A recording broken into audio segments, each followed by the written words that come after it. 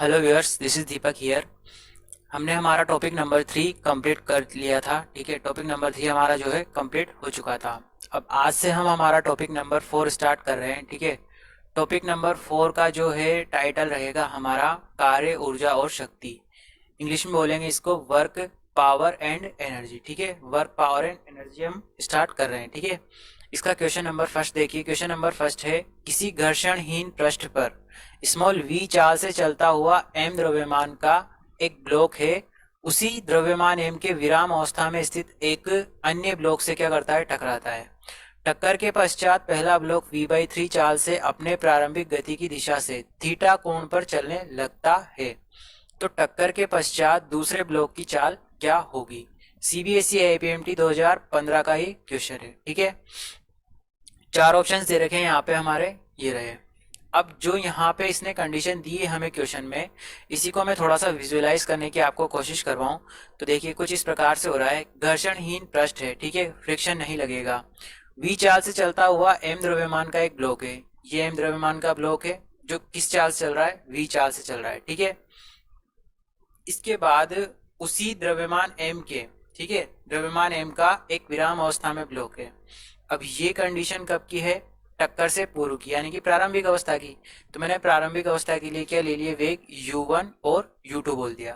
तो u1 का value तो हो जाएगा मेरा स्मॉल v, ठीक है, और u2 का वैल्यू मेरा क्या हो जाएगा, जीरो। जीरो यानी कि विराम अवस्था में कण था। इसके बाद क्या बोल रहा है ये कि टकराने के बाद पहला ब्लॉक तो v/3 चाल से अपने प्रारंभिक गति की दिशा से थीटा कोण पर चलने लगता है। तो जैसे ये वाला जो कोण, ये वाला जो द्रव्यमान था, पिंड था, ये अपनी गति की जो इसकी दिशा थी, ये जैसे ये वाली दिशा थी, तो इससे थीटा एंगल पे गति करने लगेगा। ठीक है, और कितनी चाल से करेगा, v/3 चाल से करेगा। तो मैंने इसको मान लिया v1। अब मैंने इसको v क्यों बोला, क्योंकि यहाँ मैंने प्रारंभिक को हम इनिशियल वेलोसिटी को u से रिप्रेजेंट करते हैं और फाइनल वेलोसिटी को बाद वाले को स्मॉल v से रिप्रेजेंट करते हैं। तो ये मैंने यहाँ पे v1 और इसको मान लिया v2। v1 का मान उसने क्वेश्चन में दिया है v/3 और कितना एंगल पे जा रहा है, थीटा एंगल पे।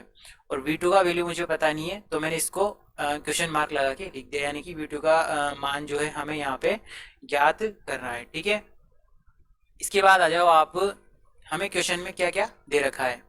दिया हुआ है u1 का वैल्यू v है, उसके बाद u2 का वैल्यू 0 है, v1 का वैल्यू v/3 है और v2 का वैल्यू मुझे फाइंड आउट करना है। ठीक है, सबसे पहले हम यहाँ पे करेंगे गतिज ऊर्जा संरक्षण का नियम लगाएंगे। ठीक है, तो गतिज ऊर्जा संरक्षण के नियम से क्या आ जाएगा, half m u1 square plus half m u2 square, यानी कि वही गतिज ऊर्जा क्या होती है हमारी, हाफ m v स्क्वायर। ठीक है, अल्टीमेटली जहां पे m होता है मास और v होता है वेलोसिटी। तो यहाँ पे वेलोसिटी u1 है, ठीक है, तो u1 लिख दिया, यहाँ पे u2 लिख दिया। ये तो है टक्कर से पूर्व की गतिज ऊर्जा और ये है टक्कर के बाद की गतिज ऊर्जा। ठीक है, यहाँ पे सबकी वैल्यू रख देंगे, यहाँ से u1 u2 और v1 v2 की। तो यहाँ पे 1/2 कैंसिल आउट हो जाएगा सभी से, उसके बाद m भी कैंसिल आउट हो जाएगा। ठीक है, जो बचा मेरा यहाँ पे लिख लिया। उसके बाद v स्क्वायर is equal to v²/9 plus v2 का स्क्वायर बचेगा। ठीक है, इसी की कैलकुलेशन, सिंपल सी कैलकुलेशन है, इसको जब सोल्व आउट करेंगे हम तो ये आएगा हमारा v2 का वैल्यू आएगा, सब कुछ सोल्व करेंगे तो 2/3 v और √2। तो इसी को मैं ऐसे भी लिख सकता हूँ 2√2 स्मॉल v/3। ठीक है, तो कौन सा ऑप्शन सही होगा हमारा, ऑप्शन नंबर ए क्या होगा, करेक्ट आंसर होगा। ठीक है, 2√2 v/3। ठीक है, तो यानी कि ये जो m द्रव्यमान वाला दूसरा पिंड रहेगा, ये जो पहले विराम अवस्था में था वो इस दिशा में जाएगा। ठीक है, दिशा उसने पूछी नहीं है, बस उसने वेग पूछा है। तो कितने वेग से जाएगा, 2√2 v/3 वेग से गति करेगा। ठीक है, नेक्स्ट क्वेश्चन है हमारा क्वेश्चन नंबर 2। क्वेश्चन नंबर 2 में है यहाँ पे दो कण A तथा B क्या कर रहे हैं, स्थिर वेग क्रमशः v1 तथा v2 से क्या कर रहे हैं, गति कर रहे हैं। प्रारंभिक क्षण में उनकी स्थिति सदिश क्रमशः स्मॉल r1 तथा स्मॉल r2 है। तो कण A तथा B के संगत होने के लिए आवश्यक प्रतिबंध होगा। ये इसने प्रतिबंध पूछा है, सीबीएसई AIPMT परीक्षा लेटेस्ट का 2015 का ये क्वेश्चन है। चार ऑप्शंस इसने दिए हुए हैं ए बी सी और डी कि इनमें से कौन सा प्रतिबंध यानी कि कांस्टेंट जो होगा इसके लिए इसको सेटिस्फाई करेगा। तो सबसे पहले सॉल्यूशन में देखिए आप, इसने बोला है कि ए तथा बी स्थिर वेग से चल रहे हैं, किससे, v1 और v2 वेग से चल रहे हैं, और उनकी स्थिति सदिश दे रखे हैं r1 तथा r2। यानी कि अगर मैं इसको मूल बिंदु मानूं, ठीक है, मूल बिंदु मानूं इसको 0,0, तो जैसे ए वाला जो कण है, ये ए वाला कण यहाँ पे, ठीक है, ये बिंदु ए, ये बिंदु बी। अब ये यहाँ तक तो इसकी स्थिति सदिश हो गए। अब ये यहाँ से ये तो जाएगा एक्स डायरेक्शन में और ये जाएगा इस डायरेक्शन में। एक्स वाई का नहीं है यहाँ पर, बस ये इस प्रकार जा रहे हैं कि ये कहीं ना कहीं पर जाकर टकराने वाले हैं, ठीक है। तो यहाँ पे मान लीजिए मैंने मान लिया यहाँ पर टकरा रहे हैं और उसने दिया हुआ है कि v1 और v2 वेग से ये दोनों गति करेंगे। ये जो सेकंड वाला है ये तो यहाँ से गति करेगा इस तरफ, ठीक है, और ये वाला गति करेगा यहाँ से इस तरफ। ये जो है इनके स्थिति के सदिश दिए हुए हैं, ठीक है, ये वाला और ये वाला इनके r1 और r2 क्या है, स्थिति सदिश हैं। अकॉर्डिंग टू क्वेश्चन दोनों कण प्रारंभ में स्थिति सदिश r1 तथा r2 के अनुसार थे, तो बाद में दोनों क्रमशः v1 तथा v2 वेग से गति करके क्या करेंगे, संघट्ट करेंगे। सबसे पहले मान लेते हैं कि t समय पश्चात क्रमशः v1 t तथा v2 t दूरी तय करके टकराते हैं। यानी कि कणों ने कितनी दूरी तय की, v1 t। ये कहाँ से आया, जो कि वेग बराबर क्या होता है हमारा, दूरी बटा समय, ठीक है, वेग बराबर होता है दूरी बटा समय। तो यहां से क्या होगा, दूरी बराबर क्या आ जाएगा, दूरी बराबर आ जाएगा हमारा वेग इंटू समय, ठीक है। तो वेग इंटू समय से यहाँ पे हमने निकाल लिया, यानी कि यहाँ से कितनी, यहाँ तक जितनी दूरी तय करी इसने, कितनी दूरी तय करी, v1 t दूरी इसने यहाँ पे तय करी, और इस वाले ने यहाँ से यहाँ तक आने में कितनी दूरी तय की, v2 t दूरी तय की। तो ये इतनी दूरी तय करके क्या कर रहे हैं, इस वाले बिंदु पे टकरा रहे हैं। तो दोनों कणों ए तथा बी के संगत होने के लिए पहले कण के सापेक्ष दूसरे कण की दिशा दूसरे कण के सापेक्ष पहले कण की आपेक्षिक स्थिति में होनी चाहिए। अर्थात इसका मतलब क्या होगा, कण बी की कण ए के सापेक्ष स्थिति कैसे लिखेंगे, r1 vector minus r2 vector और upon mod of r1 vector minus r2 vector, ठीक है। और कण बी का ए के सापेक्ष वेग क्या आ जाएगा, बी का ए के सापेक्ष आएगा v2 vector minus v1 vector और अपॉन में इसी का मोड आ जाएगा, ठीक है। अब ए तथा बी की संगत होने के लिए क्या जरूरी रहेगा, ये वाली संख्या का मान और ये वाली संख्या का मान, यानी कि ये क्वांटिटी और ये क्वांटिटी आपस में क्या होनी चाहिए, दोनों के सापेक्षिक वेग क्या होने चाहिए, बराबर होने चाहिए। यानी कि कंडीशन क्या बनेगी हमारे पास, ये कंडीशन बनेगी, ठीक है। ये क्या होगा हमारा सही आंसर होगा। इसमें क्या आया, r1 vector minus r2 vector upon mod of r1 vector minus r2 vector is equal to v2 vector minus v1 vector और upon mod of v2 vector, ये यहाँ पे वेक्टर है, v2 vector minus v1 vector का mod. यानी कि कौन सा ऑप्शन सही होगा हमारा, ऑप्शन नंबर ए क्या होगा हमारा करेक्ट आंसर होगा, ठीक है। चलते हैं नेक्स्ट क्वेश्चन पर। नेक्स्ट क्वेश्चन है हमारा क्वेश्चन नंबर 3, ठीक है। क्वेश्चन नंबर 3 में क्या पूछा है इसने, 10 किलोग्राम द्रव्यमान का एक ब्लॉक प्लस एक्स डायरेक्शन में 10 मीटर बटा सेकंड की स्थिर चाल से क्या कर रहा है, गति कर रहा है। इसकी x बराबर 20 मीटर से x बराबर 30 मीटर तक की यात्रा के दौरान इस पर एक मंदक बल F बराबर 0.1x जूल प्रति मीटर क्या कर रहा है, लगाया जाता है। तो गुटके की अंतिम गतिज ऊर्जा क्या होगी, ये इसने पूछा है। CBSE AIPMT 2015 का ये क्वेश्चन है, ठीक है। तो ये 4 ऑप्शन इसने दिए हुए हैं, ठीक। तो सबसे पहले हम क्या करेंगे, क्या दे रखा है वो लिख लेते हैं। दिया हुआ है कि गुटके या ब्लॉक का द्रव्यमान कितना है, 10 किलोग्राम, और उसका वेग दिया हुआ है 10 मीटर बटा सेकंड, और मंदक बल दिया हुआ है यहाँ पे 0.1x। यहाँ पे x है इस वाले मंदक बल में, ठीक है। तो यहाँ x का मतलब क्या है, ये आपका जो बल है कैसा बल है, चर बल है, चर बल, यानी कि कैसा बल है, वेरिएबल फोर्स, ठीक है। वेरिएबल फोर्स होने का मतलब है कि ये x के मान के साथ इस बल का मान भी क्या होगा, चेंज होगा। यानी कि धीरे धीरे जब ये वाला ब्लॉक इधर की तरफ गति करना स्टार्ट करेगा तो ये एफ जैसे जैसे एक्स का मान बढ़ेगा वैसे वैसे एफ का मान बढ़ता जाएगा, और एक लिमिट के बाद ये इसको क्या कर देगा, इस वाले मतलब इसी ब्लॉक को ये इस कंडीशन में लाके रोक देगा। ठीक है, तो यहाँ पे इसने पूछा क्या है, गुटके की अंतिम गतिज ऊर्जा क्या होगी। इसने रोकने की नहीं पूछी, इसने ये पूछा है कि यहाँ से यहाँ तक की गति में। ठीक है, जब ये यहाँ पे था तो इसके पास वेग था 10, तो ये यहाँ पे जब पहुंचा तो इसका वेग घट के कितना हो गया। ठीक है, तो इसने वेग नहीं पूछा, अंतिम गतिज ऊर्जा पूछी, और गतिज ऊर्जा निकालने के लिए मुझे वेग निकालना पड़ेगा, क्योंकि गतिज ऊर्जा क्या होती है हमारी, काइनेटिक एनर्जी होती है हमारी हाफ एम वी स्क्वायर। ठीक है, लेकिन निकालना तो अल्टीमेटली मुझे वेग ही पड़ेगा। देखिए मैंने यहाँ पे कंडीशन बनाई है, ये एम द्रव्यमान का लोग इधर जा रहा था 10 मीटर बटा सेकंड स्क्वायर, 10 मीटर बटा सेकंड के वेग से इस पे मंदक लगा इस दिशा में, फिर ये पहुंचा x1 से x2 पर पहुंच गया 30 पर। ठीक है, तो कार्य ऊर्जा प्रमेय द्वारा कार्य ऊर्जा प्रमेय लगाई किया गया कार्य किसके बराबर होगा, गतिज ऊर्जा में परिवर्तन के बराबर होगा। यह आपकी कार्य ऊर्जा प्रमेय होती है। ठीक है, इसको शॉर्ट में हम WPE work power energy theorem भी बोलते हैं। ठीक है, तो W बराबर क्या आ जाएगा, डेल्टा के, तो यहाँ से W बराबर आ जाएगा डेल्टा के को मैं ओपन करूंगा तो K final minus K initial. अब यहाँ से K फाइनल का वैल्यू आ जाएगा W प्लस K इनिशियल। अब K final is equal to W का वैल्यू होता है F डॉट डी एक्स। ठीक है, F डॉट डी एक्स। अब यहाँ मैंने नेगेटिव क्यों लिया, क्योंकि कैसा बल है आपका, मंदक बल।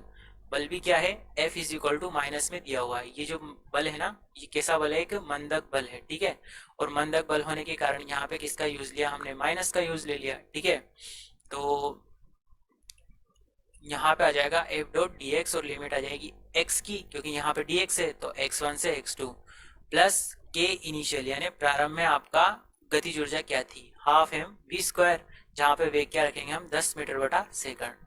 तो लिमिट रख दी मैंने 20 से 30 तक गति करी उसने, और 0.1x f का वैल्यू रख दिया, और यहाँ पे आ गया dx, हाफ लिख दिया। उसके बाद मास का मान रख दिया मैंने 10 किलोग्राम, और वेग का मान 10 इंटू 10। ठीक है, इसके बाद इसी को मैंने सोल्व किया तो ये आया मेरा K final is equal to 0.1 upon 20। ठीक है, तो मैंने यहाँ पे क्या किया कि ये 0.1x, तो 0.1 तो बाहर आ गया इंटीग्रेशन के, और x का वैल्यू रखा मैंने, x का समाकलन होगा एक्स स्क्वायर बाई 2, जहाँ पे एक्स स्क्वायर तो चर है तो ये अंदर रह जाएगा, इस पे लिमिट अप्लाई करनी है। ठीक है, और बाई 2 आया तो बाई 2 को मैंने बाहर ले लिया, दशमलव उठाने के बाद नीचे 0 आ गया, और यहाँ पे क्या बचा 500। यहाँ पे लिमिट रखेंगे, पहले अपर लिमिट फिर माइनस लोअर लिमिट, तो यहाँ मिलेगा 900 माइनस 400। इसी को सोल्व करेंगे तो फाइनली मेरा आएगा 475 मीटर बटा सेकंड, सॉरी जूल आएगा, ये मीटर बटा सेकंड नहीं है, जूल आएगा। मीटर बटा सेकंड आपके वेलोसिटी के लिए आता है, ये आएगा आपके जूल में। ठीक है, तो सही आंसर क्या होगा, 475 जूल सही आंसर है, तो ऑप्शन है इस correct answer 475 joule. Next question है हमारा क्वेश्चन नंबर 4। एम द्रव्यमान के कण को एक मशीन द्वारा क्या किया जा रहा है, गतिमान किया जा रहा है। यदि इस मशीन के लिए स्थिर शक्ति दे रखी है स्मॉल k वॉट है, और यह कण क्या कर रहा है, विराम अवस्था से चलना आरंभ करता है, तो स्मॉल t समय पर कण पर लगा हुआ बल होगा, यानी कण पे कितना बल लगेगा। CBSE AIPMT 2015 का ही क्वेश्चन है। सॉल्यूशन देखिए इसका, अकॉर्डिंग टू क्वेश्चन मशीन द्वारा नियत शक्ति प्रदान की जाती है। ठीक है, तो क्या आ जाएगा, P बराबर F डॉट V, और यहाँ पे P क्या दिया हुआ है, इसने नियत कांस्टेंट दिया हुआ है। ये किसका सूत्र होता है, हमारा शक्ति का, P बराबर F डॉट V। अब शक्ति कैसी राशि है, अदिश राशि है। ठीक है, अदिश राशि है। ठीक है, अदिश राशि को क्या बोलते हैं हम इंग्लिश में, स्केलर क्वांटिटी, स्केलर क्वांटिटी है। तो स्केलर क्वांटिटी कैसे आई है, क्योंकि ये वेक्टर और ये वेक्टर, और दो वेक्टर्स का डॉट प्रोडक्ट क्या होता है, हमेशा एक अदिश राशि होती है। तो P बराबर F डॉट V, तो F डॉट V बराबर कांस्टेंट या फिर नियत इसने दिया हुआ है। तो सबसे पहले मान लिया कि वो नियत राशि क्या है, मेरी K है, तो F vector dot V vector क्या आ जाएगा, K। और इसके बाद चूंकि F बराबर क्या होता है हमारा, द्रव्यमान इंटू त्वरण, यानी कि F बराबर होगा एम ए। ठीक है, तो यहाँ से जब F बराबर एम ए, अब A dot V is equal to K. यहाँ पे हमने क्या किया, F बराबर एम ए का वैल्यू यहाँ पे पुट कर दिया। ठीक है, तो यहाँ पे क्या आ गया, एम ए वेक्टर और dot V vector is equal to क्या आ जाएगा, के। और इसके बाद a बराबर क्या होता है, dv बाई डी टी होता है ना। तो यहाँ a की जगह मैंने क्या रख दिया, dv बाई डी टी। तो ये आ गया मेरा m dv by D T. और यहाँ पे क्या आ जाएगा, dot v vector is equal to k। इसके बाद इस dt को मैंने क्या किया, dv के साथ तो v को रहने दिया और dt को इधर भेज दिया। dt को इधर भेजने के बाद यहाँ तो आया k, और ये बाई में पॉन में यहाँ पे m पहुँच गया। तो ये आ गया k बाई एम, और इंटीग्रेशन में क्या आ गया dt, और इधर इंटीग्रेशन लगा के v डॉट डी वी लिख दिया। फिर इसके बाद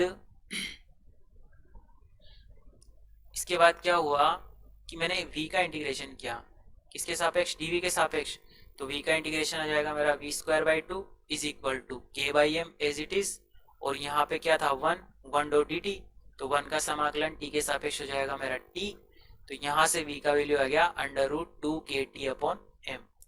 तो अतः कण पर कार्यरत बल क्या होगा, बल आ जाएगा F is equal to M D V by D T. कहाँ से आया, F बराबर होता है हमारा m इंटू ए या m डॉट ए।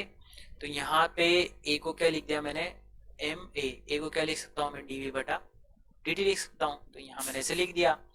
इसके बाद v का वैल्यू यहाँ पे पुट करेंगे ये, ठीक है, अंडर रूट के साथ। तो D by D T of this, और इसकी पावर कितनी है, 1/2। तो यहाँ पे क्या होगा, टू कांस्टेंट है, के कांस्टेंट है, और एम भी क्या है, कांस्टेंट। तो ये सब अंडर रूट के साथ क्या आ जाएंगे, बाहर आ जाएंगे, ये इसके अवकलन के चिन्ह से। तो m तो एज इट इज, ठीक है। उसके बाद रूट टू के, रूट के और रूट m बाहर आ गया। रूट m से ये m कितनी बार कटा, रूट m बाहर कट गया। और t की पावर हाफ का क्या होगा, अवकलन। अवकलन करेंगे तो इन सबको सोल्व किया तो आया अंडर रूट टू एम के, और अवकलन करेंगे तो कितना आएगा, 1/2 और t की पावर माइनस हाफ। ठीक है, अवकलन कैसे करते हैं, जितनी घात होती है वो घात तो आपके आगे आ जाती है, और जो घात है उसमें से क्या हो जाता है, एक कम हो जाता है। तो ये 1/2 घात थी, ये तो आगे आ गई। और उसके बाद क्या हुआ, इसमें से एक कम हो गया, तो 1/2 घात में से जब मैं एक कम करूंगा तो कितना जाएगा, -1/2। तो यहाँ पे t की पावर -1/2। इसी को सोल्व आउट करेंगे तो आपका आंसर क्या आएगा, under root M K by two और t की पावर माइनस हाफ। ठीक है, तो कौन सा ऑप्शन सही होगा, ऑप्शन नंबर ए क्या होगा आपका करेक्ट आंसर होगा, under root M K by two और T raise to power minus half. ठीक है, चलते हैं नेक्स्ट क्वेश्चन पर। नेक्स्ट क्वेश्चन है हमारा क्वेश्चन नंबर 5। दो कणों के द्रव्यमान क्रमशः दिए हुए हैं m1 तथा m2। इनके प्रारंभिक वेग क्रमशः हैं u1 तथा u2। टक्कर के पश्चात एक कण एप्सिलॉन है ये, ठीक है, इसको क्या पढ़ते हैं, एप्सिलॉन, ठीक है, या एप्सिलॉन भी पढ़ता है कोई, ठीक है। तो ये है, ये आपके क्लास 12th में काम आएगा आपके। ठीक है, तो अभी आप इसको देख सकते हैं कि कुछ इस प्रकार से रिप्रेजेंट करते हैं इसको। ठीक है, तो टक्कर के पश्चात एक कण एप्सिलॉन ऊर्जा अवशोषित कर एक उच्चतर स्तर पर क्या हो जाता है, उत्तेजित हो जाता है। यदि कणों के अंतिम वेग क्रमशः v1 तथा v2 हो तो ये 4 रिलेशन दिए हुए हैं कि कौन सा रिलेशन जो है इसमें से सही है। सीबीएसई 2015 में पूछा गया क्वेश्चन है। ठीक है, सबसे पहले यहाँ देखते हैं हम कि दो कण दिए हुए हैं जिनके द्रव्यमान m1 m2 है और उनके प्रारंभिक वेग दे रखे हैं, और टक्कर के पश्चात क्या हुआ कि एप्सिलॉन ऊर्जा अवशोषित करके एक उच्चतर स्तर तक क्या हो जाते हैं, कण उत्तेजित हो जाते हैं, और कणों के इसने अंतिम वेग भी दिए हुए हैं। बस हमें क्या करना है, इसे इक्वेशन की फॉर्म में जमाना है। कुल ऊर्जा क्या हो जाएगी, टक्कर के पूर्व कुल ऊर्जा हो जाएगी half m1 u1 square plus half m2 u2 square. m1 व m2 क्या है, यहाँ पे कणों के द्रव्यमान है, और u1 और u2 क्या है, कणों के प्रारंभिक वेग। अकॉर्डिंग टू क्वेश्चन क्या दिया हुआ है, टक्कर के बाद एक कण क्या करता है, एप्सिलॉन ऊर्जा क्या कर लेता है, अवशोषित कर लेता है। टक्कर की कब करेगा, बाद में, तो यानी कि बाद में, अतः अंतिम कुल ऊर्जा क्या हो जाएगी, हाफ m1 v1 स्क्वायर और हाफ m2 v2 स्क्वायर, ये तो वेलोसिटी के कारण हो गई। और यहाँ पे एप्सिलॉन क्या आ गई, एक्स्ट्रा एनर्जी आ गई, ठीक है, एक्स्ट्रा एनर्जी आ गई। कहाँ से आई, उसने क्वेश्चन में दिया, जो कि उसने क्या कर ली, ऊर्जा को अवशोषित कर लिया, ठीक है, इसने क्वेश्चन में दिया हुआ है टक्कर के बाद में। तो ऊर्जा अवशोषित करने का मतलब है यहाँ पे ऊर्जा क्या हो जाएगी, ऐड हो जाएगी। यहाँ पे क्या होगा, यहाँ v1 और v2 क्या है, टक्कर के बाद के वेग है। तो ऊर्जा संरक्षण का नियम लगा देंगे, टक्कर के पूर्व कुल ऊर्जा बराबर टक्कर के बाद कुल ऊर्जा, टक्कर के बाद की कुल ऊर्जा में एप्सिलॉन भी ऐड हो गया, ठीक है। इसके बाद में क्या कर रहा हूँ, इसका पक्षांतरण कर दिया मैंने एप्सिलॉन का। क्यों, क्योंकि इसने ऑप्शन में ऐसा कोई भी ऑप्शन नहीं दिया हुआ है जहाँ पे राइट साइड में प्लस एप्सिलॉन के साथ ये पद हो, ठीक है। ये देखिए आप, राइट साइड में कहीं पे भी एप्सिलॉन नहीं है, सिर्फ इस वाले में है, तो लेफ्ट साइड में माइनस में है एप्सिलॉन। तो इसको क्या कर दिया हमने, पक्षांतरण करके LHS में पहुंचा दिया, तो ये आ गया माइनस एप्सिलॉन। तो कौन सा ऑप्शन सही होगा हमारा, ऑप्शन सी क्या होगा, करेक्ट आंसर होगा, ठीक है। मैच करा लेना आप, ये एप्सिलॉन इधर आ गया लेफ्ट साइड में। नेक्स्ट क्वेश्चन है हमारा क्वेश्चन नंबर 6, ठीक है। क्वेश्चन नंबर 6 में है 4m द्रव्यमान का एक पिंड है, क्या वस्तु कह सकते हो आप, XY समतल पर क्या है, विराम अवस्था में है। इसमें अचानक विस्फोट होने पर इसके दो भाग हो गए, प्रत्येक का क्या हो गया, द्रव्यमान m, एक ही वेग v से एक दूसरे की लंबवत दिशा में गति करने लगते हैं, तो विस्फोट के बाद जनित कुल गतिज ऊर्जा का मान क्या होगा, ये इसने पूछा है। CBSE AIPMT 2014 का एक क्वेश्चन है। चार ऑप्शंस यहाँ पे इसने इस प्रकार दिए हुए हैं, ठीक है। अब हुआ क्या कि ये पिंड मान लो यहाँ पे रखा हुआ था, पहले 4m द्रव्यमान था इसका, और यहाँ पे कहाँ पे रखा था, ये मूल बिंदु पे 0,0 पे। अब इसने बोला यहाँ पे कि अचानक क्या हुआ, विस्फोट हुआ, यानी कि एक्सटर्नल बाहर से कोई बल तो लगा नहीं, इंटरनल बल की वजह से क्या हुआ, विस्फोट हुआ। तो इसके दो भाग हो गए, और दो कौन कौन से भाग हुए, ये वाला m द्रव्यमान वाला भाग हुआ, एक ये वाला m द्रव्यमान वाला भाग हुआ, दो भाग हुए। और एक ही वेग v से, ये भी v से गया इधर, ये भी v से गया, और लंबवत दिशा में गति करने लगते हैं, यानी कि ये लंबवत दिशा में गया, ये भी लंबवत दिशा में गया। अब m और m 2m हो गया। हमारा पिंड जो था कितने, 4m द्रव्यमान का था, तो बचे हुए 2m।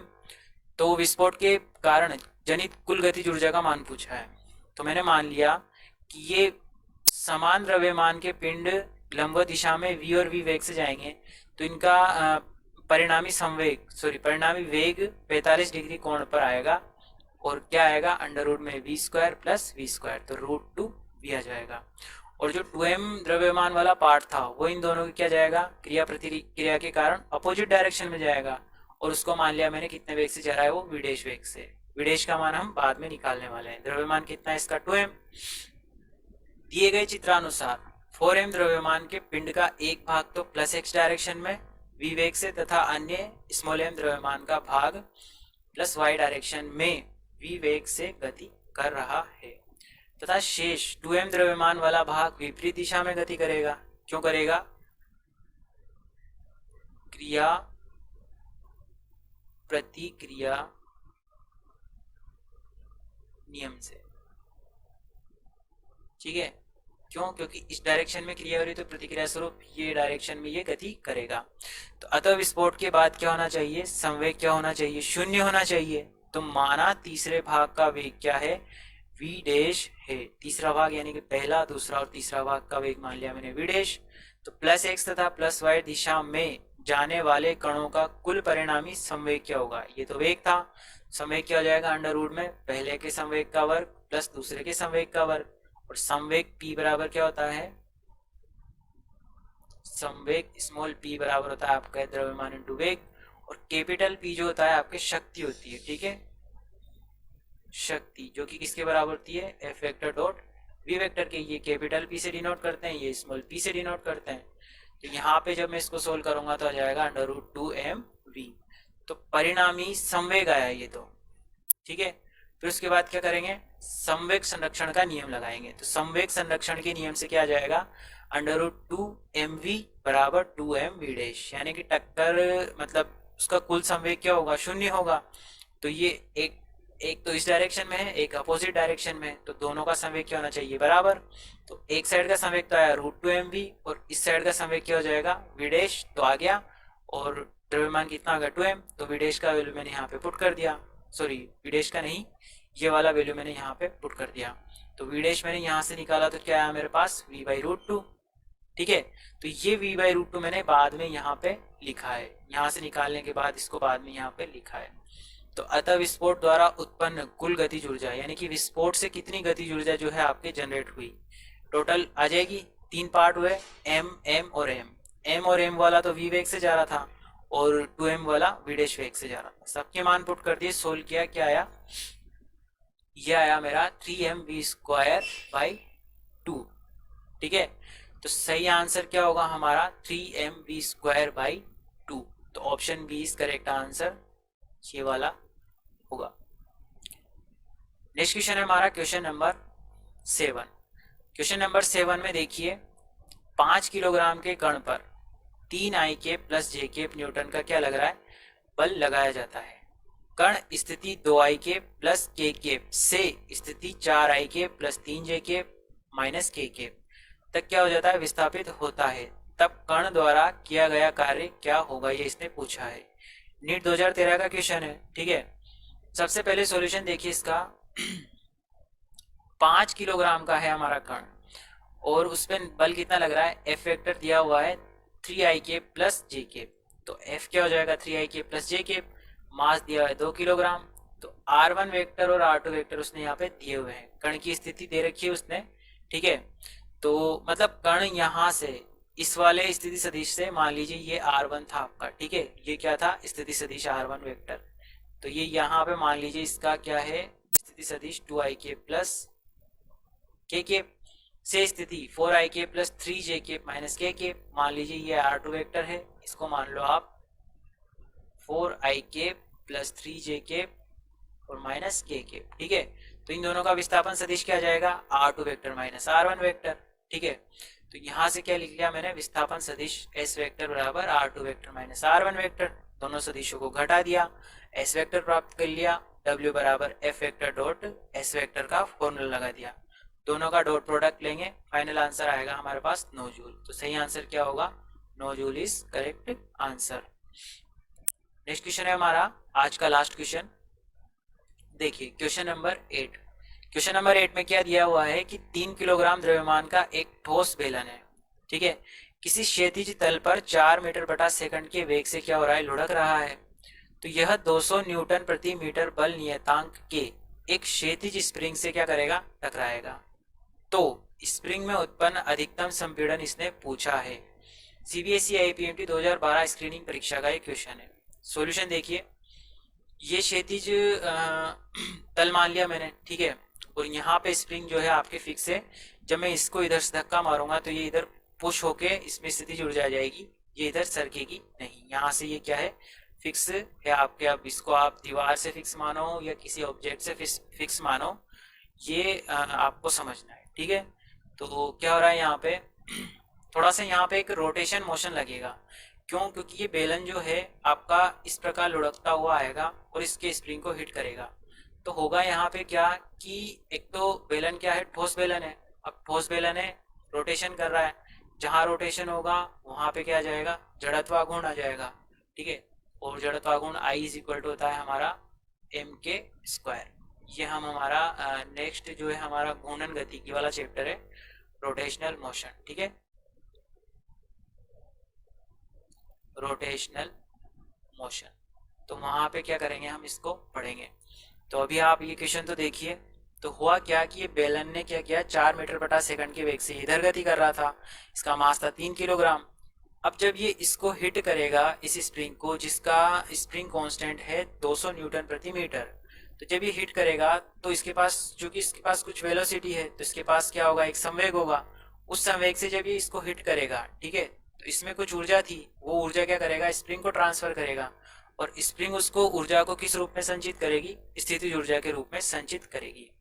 तो स्प्रिंग में उत्पन्न अधिकतम संपीड़न, यानी कि कितना दबेगी स्प्रिंग, ठीक है, कितना स्प्रिंग जो है इस दिशा में दब जाएगी और इसमें एनर्जी को क्या कर लेगी, स्टोर कर लेगी, इसका मान इससे पूछा है।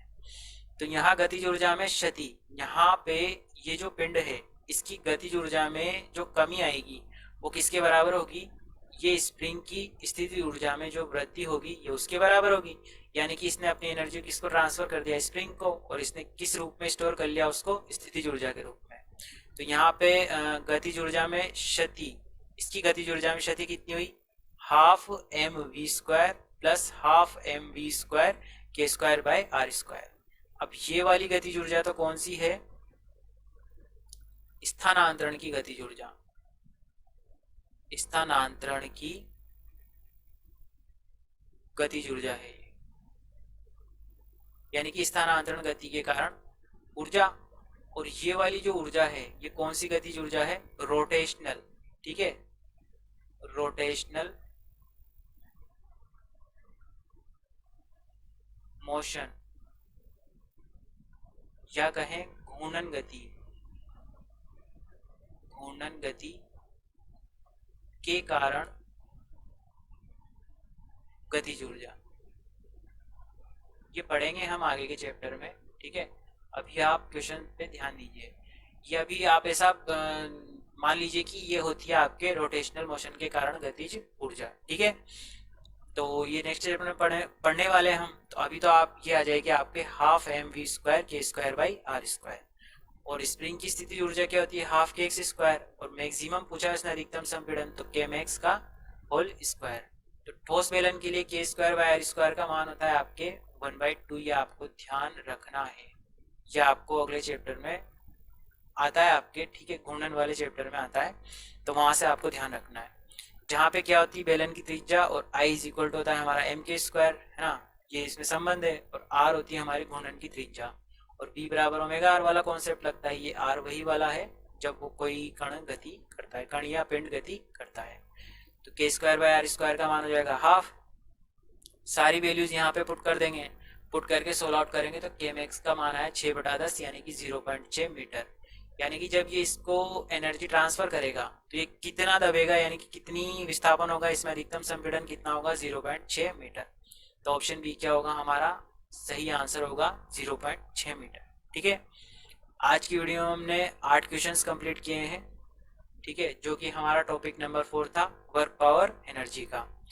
तो मिलते हैं नेक्स्ट वीडियो में आगे के क्वेश्चंस के साथ।